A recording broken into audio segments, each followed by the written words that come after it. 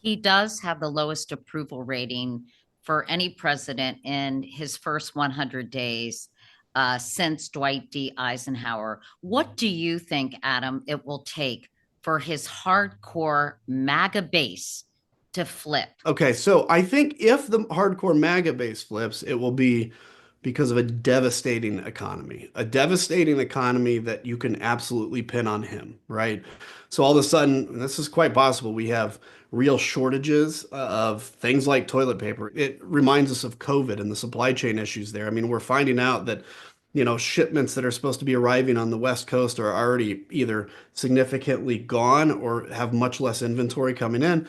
That the trickle down effect to the railroads, to the truckers, to the grocery store, and to the Walgreens or CVS is pretty devastating. In rural America, for instance, what do they do with the farm economy? What happens there? Do we end up in a 1995 farm economy? I mean, I was raised in the Midwest. The mid 90s were awful for the farm economy, and it's when a lot of the family businesses went out, and you saw the big corporations come in and take them over. I also think, though, it's not going to be a lot. The hardcore MAGAs may stick with him, through thick and thin. But of the people that voted for him, a significant part is the MAGA base. But there's a part here that is just kind of, I've talked to a lot of them that are like, I don't like him, but I didn't like Joe Biden and the economy was better under Trump. Okay. And I didn't like Kamala Harris. Right. And I didn't like Kamala Harris. And that's like, okay, well, I mean, you have a right to vote for Trump. Those are the first that are going to go. And I think you're already seeing them start to peel off, which is like, yeah, maybe they didn't like some of the social policies of Kamala or Biden or whatever it is, but you automatically made this assumption that the economy was going to be good. So it's like Maslow's hierarchy, right? The economy is here. If you assume that's going to be good, then you can start voting on these little self-actualization things that bother you, right?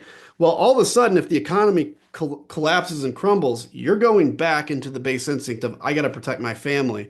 And I think that does a lot of damage to him. He may not personally care about his approval ratings, but the people that will are the Republicans in Congress that now all of a sudden, this is why things like town halls and protests are so important because we have to send a message to these members of Congress that they should fear politically, not physically, should fear their constituents more than they fear Donald Trump. This is so important. And if they're not doing town halls, force them to. And if they say they're going to do a telephone town hall instead, that's not a real town hall. You can totally control a telephone town hall. That's an old trick, by the way.